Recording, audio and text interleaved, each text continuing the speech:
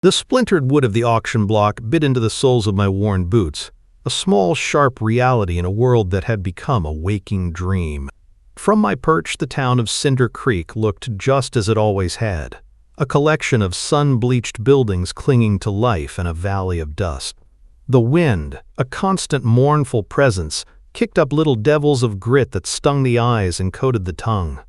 It was a town of hollowed-out hopes, and today I was its main attraction. Below me, a crowd had gathered, not a large one. Cinder Creek couldn't muster much of anything these days, but a crowd nonetheless. Their faces were a sea of familiar downturned masks. I saw Mrs. Gable, the baker's wife, her hands twisting in the folds of her apron. I saw young Tom, his face pale, his eyes fixed on the dirt at his feet. They were all there, their silence a thick, suffocating blanket. It wasn't the silence of apathy, but of shame. The shame of watching a neighbor, a father, sell his own daughter. And then there was him. My father, Silas Blackwood, stood beside the block, his chest puffed out with a proprietor's pride. His boots were polished to a high shine, a stark contrast to the grime, covering everything else in this town, myself included. He raised a hand, not to wave, but to command attention. "Gather round, folks," his voice boomed, a gravelly sound that always felt like stones grinding together inside my skull. "A rare opportunity today, a prize." He gestured to me, a sweeping motion like a showman revealing his finest ware. I didn't flinch. I didn't look at him. I had practiced this stillness for years, retreating to a small, quiet room inside my own mind where his voice was just a distant rumble. In that quiet room, I was safe. Out here, on the block, I was property. "You all know her," Silas continued, his words ringing with false cheer. "My Elara, 18 years old, strong back, good teeth." He took a step closer and, for the benefit of the crowd, grabbed my chin, forcing my head to one side. His touch was cold and rough. I let my body go limp, a puppet for his performance. Never given me a day's trouble, obedient, knows her place. He released me with a dismissive pat on the cheek. The lie of it all was the most bitter pill. Obedient? Yes, because defiance earned you a locked room and a hungry belly. Knows her place? Yes, because he had carved that place into my soul with threats and neglect, until it was the only space I knew how to occupy. "She can cook, she can clean, and she's strong enough for field work or hauling water," he droned on, listing my attributes as if I were a mule. "A fine addition to any household. A wife, a worker, whatever you need." I stared out over the heads of the townspeople, focusing on the skeletal frame of the old abandoned church on the far hill. I imagined myself floating out of my body, drifting on the dusty wind until I landed on its broken steeple, looking down on this pathetic scene from a great and final distance. It was the only escape I could conjure. "So who'll start the bidding?" Silas bellowed, his arrogant gaze sweeping the crowd. "What am I offered for this prime piece of stock? Let's start at 20 silver pieces." A collective intake of breath rustled through the crowd. 20 silver pieces was a fortune in Cinder Creek. It was also an insult. The price of a good horse. The silence that followed was heavier than before, thick with the town's poverty and its complicity. No one moved. No one spoke. Their inability to act was a cage around me, just as strong as my father's will. They were prisoners here, too, trapped by fear and desperation. My father's smile tightened. He wasn't worried. Someone would bid. Desperation was the only currency that still had value in Cinder Creek. I closed my eyes, retreating deeper into the fortress of my mind. The wind howled its lonely song, and I waited for the first coin to be offered in exchange for my life. In this town, under this merciless sun, there was no rescue. There was only the price. My father's demand for 20 silver pieces hung in the air, a price tag dangling from my soul. The silence stretched, thin and brittle as old glass, and I braced myself for the haggling to begin. I expected Mr. Henderson, the saloon owner with a leering eye, to make a lowball offer. Or perhaps one of the lonely ranchers from the outer hills to see a cheap solution to his chores. I was a commodity, and this was the marketplace. But the voice that finally broke the quiet was one I didn't recognize. 5 silver. It wasn't loud, but it sliced through the suffocating quiet like a well-honed blade. It was a man's voice, low and steady, with the texture of weathered leather. Every head in the small crowd turned as one, their collective gaze landing on a figure standing near the back, by the watering trough. I followed their stares. He was a man made of straight lines and quiet angles, his shoulders broad but not bulky, under a simple, dust-colored shirt. His face was weathered, carved by sun and wind into a mask of stoic calm, and his hair held more gray than brown. He wasn't from Cinder Creek. I would have known him. He was a stranger, and he had just insulted my father more deeply than any fist ever could. Silas's laugh was a sharp, ugly bark. 5? Did I hear you right, old man? 5 silver pieces? He spread his arms wide, playing to his silent audience. Is that what my daughter is worth to you folks? The price of a sack of feed? No one answered. The stranger didn't flinch. He just stood there, his hands loose at his sides, his stillness a stark contrast to my father's blustering rage. I've seen healthier livestock fetch more at market. Silas spat, his face turning a blotchy red. State your name. Who are you to make such a mockery? The man's gaze lifted, moving past my father, past the auction block, and settled on me. It was the first time all day I felt truly seen. Most men's eyes slid over me, calculating my worth in terms of labor or pleasure. Others, the kinder ones, looked away in shame, unable to meet my gaze. But this man's stare was different. It held no judgment, no pity, and certainly no ownership. It was steady and clear, and for a heart-stopping second, it felt as if he were looking past the grime and the torn dress, past the wall I had built around myself, and seeing the person huddled inside. My offer is 5 silver, the man repeated, his voice unchanged. He wasn't haggling, he was making a statement. My father's jaw worked, his pride warring with his greed. He scanned the crowd one last time, his eyes begging for a better offer, for some validation of his own worth through mine. But the town remained a gallery of stone statues. The stranger's quiet defiance had somehow shamed them even further. There would be no other bids. With a snarl, Silas made his decision. Fine, he roared, the word cracking like a whip. Sold! To the quiet man for the price of scrap. Let it be known that Cinder Creek values a Blackwood daughter less than a lame horse. He stooped, snatched the meager coins from the stranger's outstretched hand, and then turned his back on me completely. Take her. She's your problem now. The finality of his words should have felt like a blow, but it was just an ending. He had dismissed me from his life as easily as shooing a stray dog from the porch. For a moment, I remained frozen on the block. The man, my buyer, made no move to claim me. He simply waited. My father didn't look at me. The townspeople were already starting to disperse, eager to escape the scene of their collective cowardice. In that brief, suspended moment, I was accountable to no one. So I moved. I did not wait for my father's hand to shove me, nor for my new owners to beckon. The choice was a tiny, fragile thing, but it was mine. I swung my legs over the side of the platform and lowered myself to the ground, my boots landing softly in the dust. The solid earth beneath my feet felt strangely new. Without a glance back at the man who had sired and sold me, I walked toward the stranger. He watched me approach, his expression unreadable, and when I stopped a few feet away, he simply turned and began walking toward the edge of town. I fell into step behind him. No word was exchanged, no order was given. The dust swirled around our feet, erasing our footprints almost as soon as we made them. And as the sounds of Cinder Creek faded behind me, I followed the quiet man into a silence that felt less like an absence and more like a beginning. The man whose name I still didn't know led me away from the town, our footsteps the only sound in the vast, arid landscape. The silence between us was a different kind than the one I'd left behind. The town's silence had been heavy, woven with judgment and fear.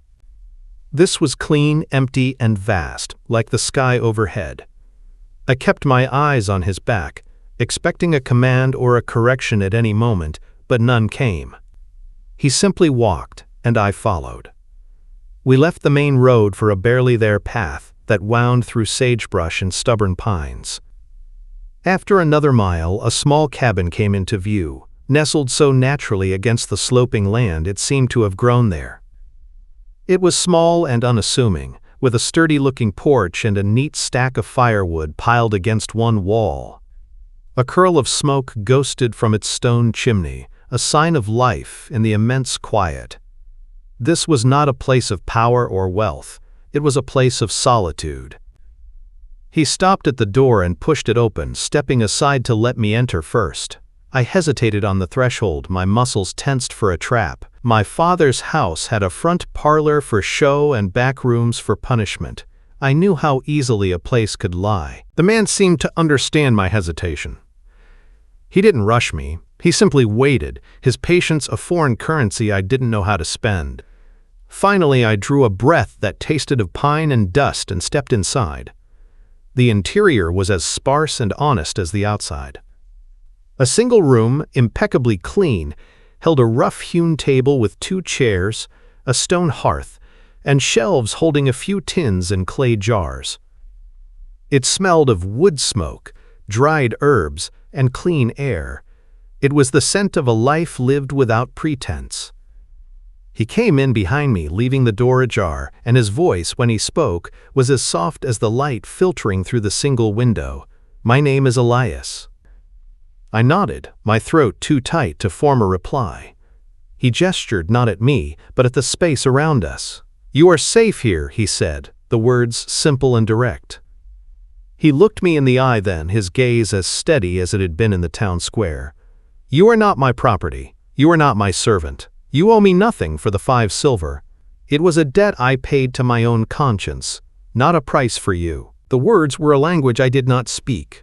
I had been bartered and owned my entire life. The concept of owing nothing was so alien it felt like a trick.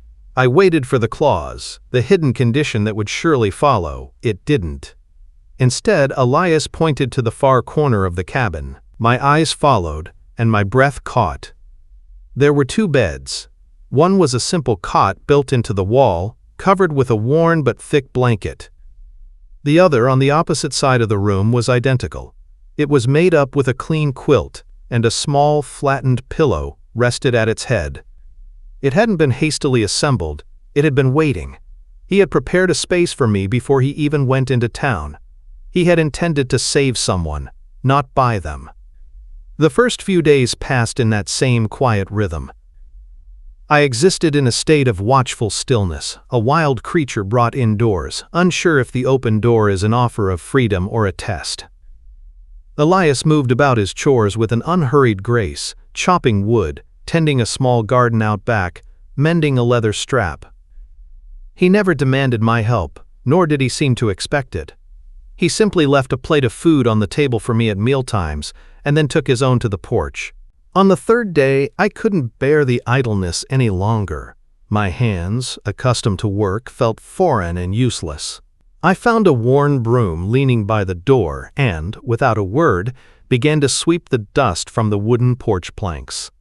The simple, repetitive motion was calming, a familiar ritual in a life turned upside down. I was not ordered, I chose. It was a small choice, but it felt like breathing after being held underwater. Elias saw me from the woodpile but said nothing, just gave a slow, single nod before turning back to his work. That evening, as he prepared a simple meal of beans and salted pork, I stood by the pantry shelves, tracing the rim of a flour sack with my finger. The silence needed to be broken, but not with a question about my past or his. It needed to be filled with something normal, something alive. I cleared my throat, and the sound was rusty and small. "Is there yeast?" I asked. My voice, when it came, was a stranger to my own ears, thin and reedy from disuse. Elias stopped stirring and looked at me.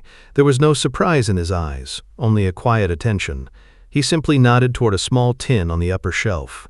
"In the pantry," he said. "If you know how to make bread, we could use a loaf." His acceptance was as simple and solid as the cabin itself. It was permission, an invitation. And for the first time in as long as I could remember, I felt the faintest glimmer of a future that was not a foregone conclusion. The days at Elias's cabin began to weave themselves into a pattern, a quiet rhythm that felt more like home than any place I had ever known. We spoke little, but a new language formed between us, a language of shared tasks and comfortable silence. I learned the particular way he liked his coffee, strong and black. He learned that I hummed, almost inaudibly, when I needed bread dough. We moved around each other in the small space, not as owner and possession, but as two people navigating a shared existence. Life settled, like dust motes in a sunbeam, into a gentle, predictable peace. One afternoon I came out to the porch to find Elias working on something new. He had two long, curved pieces of pine resting on sawhorses and was carefully shaping another piece with a draw knife. The rhythmic rasp of the blade shaving away wood was a soothing sound. I watched him for days as he worked, his hands sure and patient, transforming raw timber into the smooth, graceful lines of a rocking chair. It was an exact match for the one that already sat on the porch, the one he occupied every evening, staring out at the fading light. I assumed it was a repair, or perhaps a project to pass the time. But when it was finished, sanded smooth and smelling of fresh pine, he placed it right beside his own. It sat there, a silent, empty invitation. For 2 days, I didn't dare use it. It felt like trespassing on a private ritual, but on the third evening, as the sky bled into shades of purple and rose, he looked from his chair to the empty one, and then at me. It was all the encouragement I needed. I settled into it, the wood still new and stiff beneath me, and we sat together, the gentle creak of our rocking, the only sound between us. It was during a rare cleaning spell that I found the source of his quiet sadness. He had asked me to fetch a spare blanket from a heavy cedar chest at the foot of his bed. As I lifted the wool, my fingers brushed against a small tin box tucked into the corner. Curiosity, a feeling I had long suppressed, won out. I opened it. Inside lay not coins or valuables, but the fragile ghosts of a forgotten life. A single, pressed bluebell, its color faded but its shape perfect. A faded ribbon of pale yellow silk. And underneath it all, a folded piece of paper. My hands trembled as I unfolded it. The script was elegant, a woman's hand, but the words were stark with grief. Written by Elias. Lena, the winter cough took her breath, and with it, the light from this world. The cabin is just wood and stone now. The silence is no longer peace, but an absence. I folded the paper carefully and placed it back in the tin, tucking the ribbon and flower beside it. I closed the chest, my heart aching not with the pity of a stranger, but with the deep, knowing sorrow of someone who understood loss. It was all there, the hollowed-out look in his eyes, the way he sometimes paused, listening for a sound that would never come again. He wasn't just a quiet man. He was a man living in the echoing silence of a great love. That evening, as we sat on the porch in our matching chairs, I finally found my voice. "I found the box," I said softly to the twilight, "in the cedar chest." He stopped rocking. For a long moment he was completely still, and I feared I had broken the fragile trust between us. But when he finally spoke, his voice was heavy, but not angry. "Her name was Lena," he said. "She loved the bluebells that grow by the creek in the spring. She built the garden." We sat with that truth between us for a while. Then, I had to ask the question that had been haunting me since he finished his work. "The chair," I began, my voice barely a whisper. "Did you build it? For her memory?" Elias turned his head and looked at me, truly looked at me, his gaze cutting through the dusk. "No, Elara," he said, his voice firm with a certainty that startled me. "The old chair holds the memories. I can sit with those on my own." He gestured with his chin toward my chair. "This new one, I built it for you." His words landed in the center of my chest, not as a replacement for a ghost, but as a foundation. He wasn't trying to fill an empty space with me. He had built a new one, just for me, right alongside his own. It was a promise, made of pine and patience, of a future that wasn't haunted, but built. A month had passed since I'd come to the cabin. The bread I baked was a staple, the porch was my domain, and the rocking chair was my own. Elias and I had fallen into a partnership that felt as natural as breathing. So when our supply of salt and flour ran low, it was I who announced I would go to town. "I can go," Elias offered immediately, his brow furrowed with concern. He didn't need to say why. Cinder Creek was a town of long memories and sharp tongues. "No," I said, and the word came out steadier than I expected. "I need to." I wasn't sure if I was trying to convince him or myself, but the feeling was undeniable. Hiding in the quiet solitude of the cabin was safety, but it was also a cage of a different sort. I couldn't let Silas Blackwood's shadow dictate the rest of my life. To truly be free of him, I had to walk where he had once held power over me and not feel his chains. Elias studied my face for a long moment, then gave a slow nod of understanding. He handed me a small pouch of coins, more than enough for the supplies. "Just for the flour and salt," he said, his voice gentle but firm. "You don't owe me the rest." It was another small lesson in his language of freedom. You take what you need, the rest is yours. The walk into Cinder Creek felt different this time. The air was the same, thick with dust and regret, but I was not the same person who had been let out of it. My dress was patched but clean. My boots, mended by Elias's skilled hands, were sturdy. My chin was up. As I walked down the main street, the whispers started. I heard them, little hisses of gossip from behind shuttered windows and in the doorways of shops. There she is, the one Blackwood sold, living with that quiet stranger. Heads turned. Eyes followed me, a mix of pity, curiosity, and judgment. A month ago, their stares would have made me shrink, would have driven me back into the silent room in my mind. Today, I met their gazes. I did not smile, nor did I scowl. I simply looked back. My presence, a silent statement. I am still here. I bought the flour and salt from the general store, my transaction with the clerk curt and businesslike. As I stepped back out into the harsh sunlight, a woman's voice called my name. Elara. I turned to see the preacher's sister, a kind-faced woman named Sarah, whom I remembered from my childhood. She had always had a gentle word for me, even when my father was at his worst. She held a small, cloth-wrapped bundle in her hands. "I saw you from the window," she said, her eyes warm and devoid of the pity I dreaded. I wanted to say I was sorry, for that day, for all the days before." I simply nodded, unsure of what to say. "My brother," she continued, her voice lowering, "he feels a great shame for his silence. We all do." She pushed the bundle into my hands. "This is just some spiced cake, but I wanted you to know what your father called you that day. That's not who you are. You are not a piece of livestock. You are a child of God, same as anyone else." Her words, so simple and direct, were like a balm on a wound I didn't know was still so raw.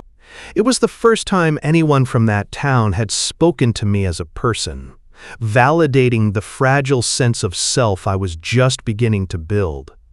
I clutched the still-warm cake to my chest. "Thank you," I managed to say, the words feeling heavy and important. She just smiled, a sad but genuine expression, and retreated back into the parsonage. The walk home felt shorter. The weight of the flour and salt on my back was nothing compared to the lightness in my chest. That evening, as Elias and I shared Sarah's cake on the porch, the story that I had kept locked away for years finally rose to the surface. "My mother didn't die," I said into the gathering dusk. Elias stopped rocking, his attention fully on me. "My father told everyone she ran off with a traveling salesman. He said she was flighty, that the quiet life here suffocated her." I took a shaky breath, the old lies tasting like ash. "But I remember the night she left. There was yelling, the sound of something breaking. She came into my room, kissed my forehead, and told me she had to go away, but that she would come back for me. She was crying, her cheek was bruised. The memory was sharp and painful, one I had revisited 1,000 times in the dark. She never came back. For years I believed his story. I hated her for it, for abandoning me with him. But now, I looked at Elias, at the gentle strength in his face. Now I think he drove her away. I think she didn't abandon me. I think she fled. Elias listened, his silence a deep and comforting well. He didn't offer platitudes or easy answers. When I was finished, he simply reached over and placed his weathered hand over mine for a moment. A person can be driven to do things they'd never choose, he said softly. It doesn't make the leaving right, but it changes the reason. His words didn't erase the pain, but they made a space for it. He didn't pity me, he understood. And in that shared understanding, another piece of my old, broken self clicked firmly into place. The piece I had found was a fragile, living thing. It needed tending, like the small garden Elias kept behind the cabin. We had spent the morning by the creek, gathering wild mint. The sun was warm on my back, and the quiet burble of the water was the only sound. For the first time, I felt the past was truly behind me, a sealed and distant country I no longer had to visit. It was then that I saw her. A figure emerged from the dense woods on the other side of the creek, moving with a weary, cautious gait. She was a woman, thin and weathered, her hair a wild tangle of graying brown, her dress patched in a dozen places. My first thought was of a lost traveler, but as she drew closer to the water's edge, a jolt went through me, so powerful it felt like lightning striking the ground at my feet. It was in the set of her shoulders, the way she held her head, a familiar tilt I recognized from my own reflection in the creek's surface. My breath caught in my throat. Elias, sensing the sudden tension in me, stood up slowly, his hand resting on the handle of the knife at his belt, his eyes fixed on the stranger. The woman's gaze swept the scene, the cabin, Elias, and then me, her eyes wide and haunted, locked with mine, and the world seemed to fall away. It couldn't be. I had buried her in my mind, mourned her as a memory, hated her as a ghost, but the ghost was standing 20 feet away, flesh and blood and sorrow. Mama? The name was a gasp, a whisper of disbelief I hadn't spoken aloud in a decade. The woman flinched as if struck. Tears welled in her eyes, carving clean paths through the grime on her cheeks. Elara, she breathed, and her voice was the sound of my oldest wound breaking open. Elias looked at me, his expression a question. I gave a slight, trembling nod, and he immediately took a step back, melting toward the cabin to give us space, a silent guardian watching from a distance. My mother, Mara, splashed through the shallow creek, not caring about her worn boots or the hem of her dress. When she stood before me, she was trembling. I could see the hard years etched into her face, the lines of fear and flight. This was not the woman from my fragmented memories. This was what the world had made of her. I heard, she said, her voice raspy, in a town 2 days west. I heard Silas Blackwood sold his daughter on a block. I came as fast as I could. We stood there, a chasm of lost years between us. The story I had told Elias, the one I had just begun to believe, was standing right in front of me. Later, on the porch, with Elias keeping a respectful distance by the woodpile, she told me everything. Her words tumbled out, a flood of truths held back for too long. He drove me out, Elara. That night he broke my arm. He told me if I ever said a word to anyone, he'd do worse to you. Fleeing was the only way I could keep you safe from his rage. I waited a year, she continued, her eyes dark with the memory. I saved every coin. I sent a message through a trusted friend, telling you to meet me. Silas must have intercepted it. The friend came back with a message from him. If I ever came near Cinder Creek again, he would make sure you had an accident. He would tell the whole town you took after your mother and ran off, and no one would ever look for you. She covered her face with her hands. To protect you, I had to let you believe I'd abandoned you. It was the cruelest thing I've ever had to do. I listened, my own long-held anger dissolving like salt in water, replaced by a deep, aching sorrow for both of us. The bruise on her cheek from my memory was just the surface of a pain I could never have understood. She stayed the night. We talked for hours, stitching together the torn fabric of our lives with stories. At dawn, she stood to leave. "You have a life here now," she said, glancing toward the cabin where Elias was stoking the morning fire. "I see it. He seems like a good man." She put a calloused hand on my cheek. "But I have a small homestead a few days' ride from here. You are welcome to come with me. You have a choice." And in that, everything was different. This was not the chaotic, tearful flight of a decade ago. This was not an abandonment, it was an offering, a choice. I looked at the cabin, at the sturdy porch, at the 2 rocking chairs sitting side by side. I thought of Elias's quiet strength and the peace I had found here. "I'm staying, Mama," I said, my voice clear. "This is my home now." She nodded, a sad, proud smile touching her lips. We embraced, a true and solid hug that mended more than words ever could. She left as the sun crested the hill, but this time, as I watched her disappear into the woods, I did not feel left behind. I felt found. My past had a face, my story had a truth, and my future was finally my own to claim. The peace I had so carefully nurtured was shattered by the frantic pounding of a horse's hooves. I was on the porch, mending a tear in one of Elias's shirts, the simple act a meditation. When I looked up, I saw the preacher's sister, Sarah, riding toward the cabin at a dangerous gallop, her face a mask of urgency. Elias came out of the cabin, wiping his hands on a rag, his calm demeanor instantly replaced by a guarded watchfulness. Sarah pulled her lathered horse to a stop and practically fell from the saddle. "He's back, Elara?" she gasped, her chest heaving. "Silas. He rode into town 2 days ago and hasn't been sober since." A cold dread, familiar and sickening, washed over me. It was a muscle memory of fear, the instinct to become small and invisible that had kept me alive for 18 years.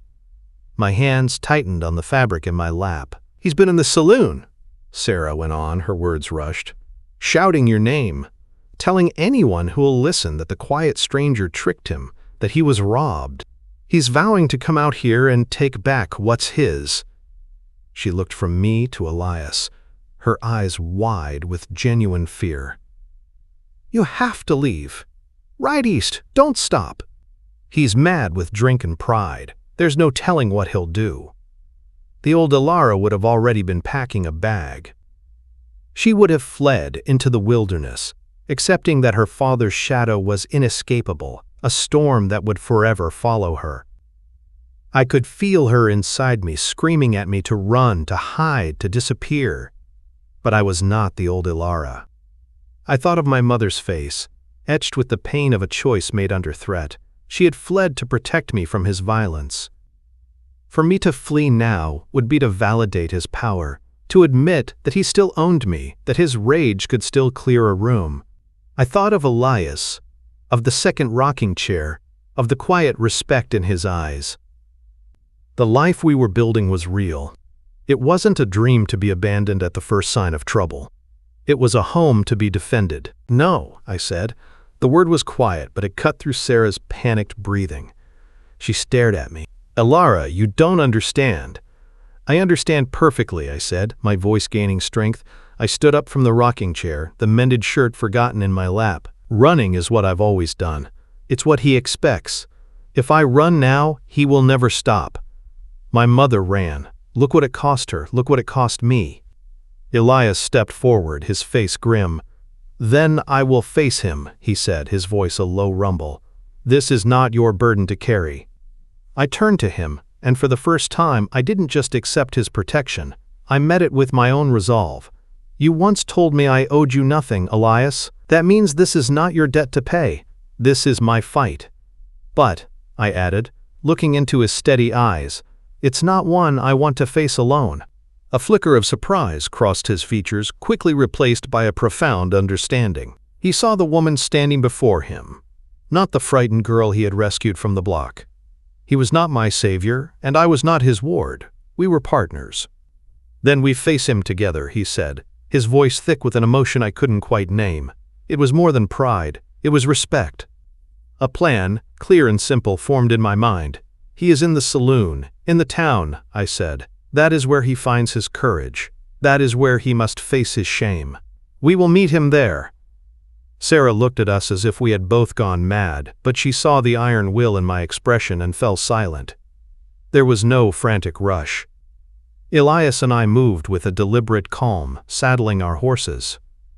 He handed me the reins to my mare, and this time, my hands did not tremble. The leather felt solid and real.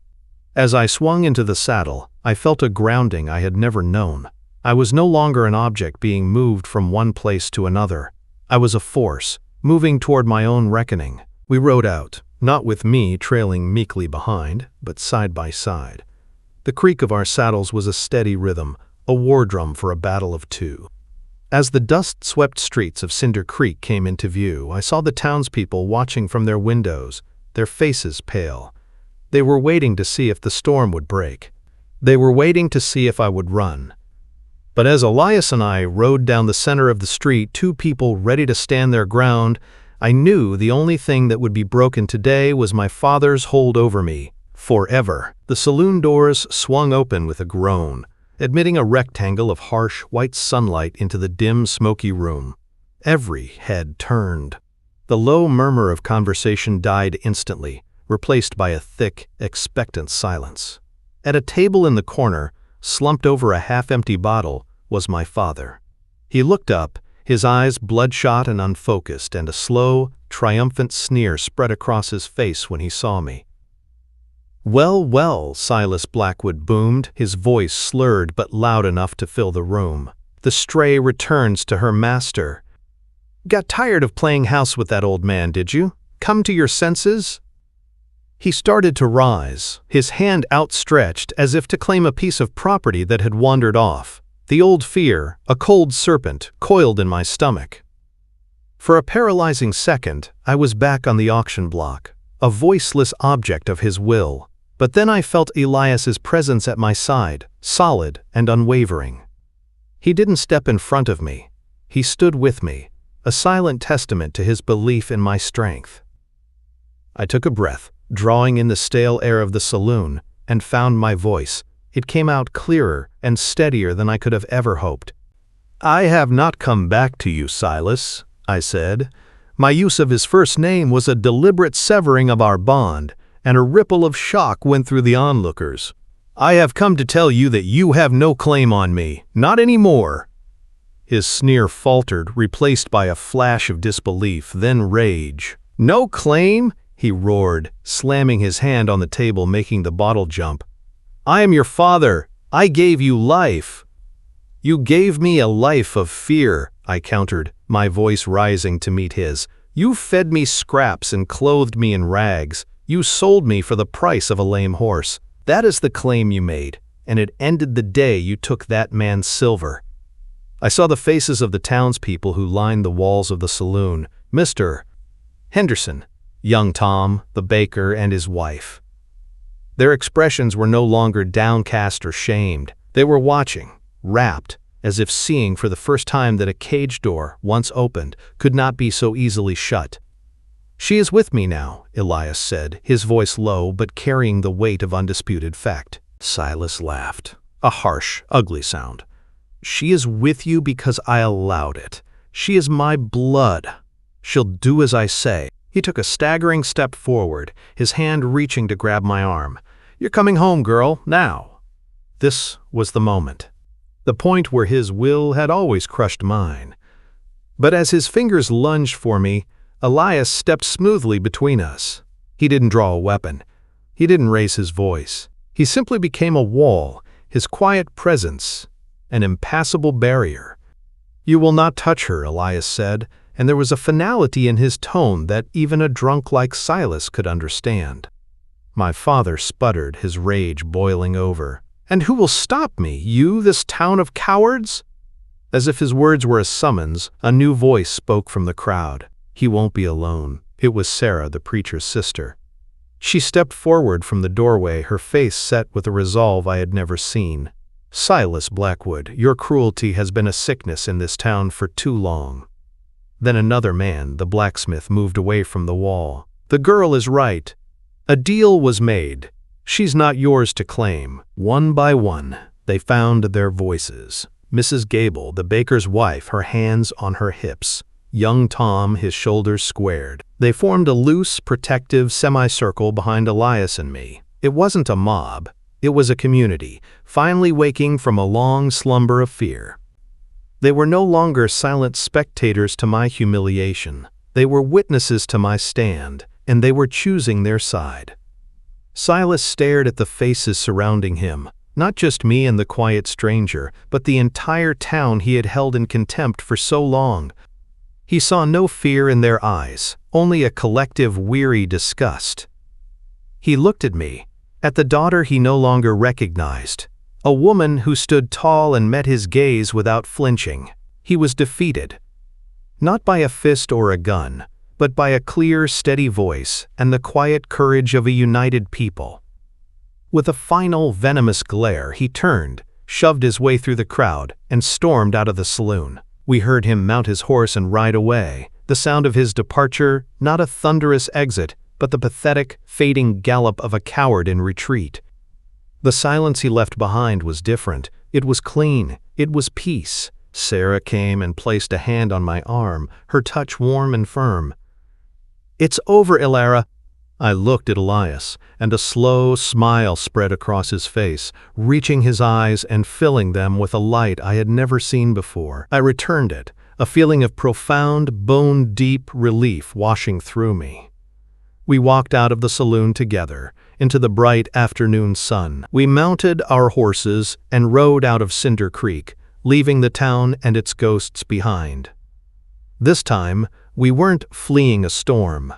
We were riding home, toward the quiet cabin and the 2 rocking chairs on the porch, into the shared, earned peace of a future we could finally build together.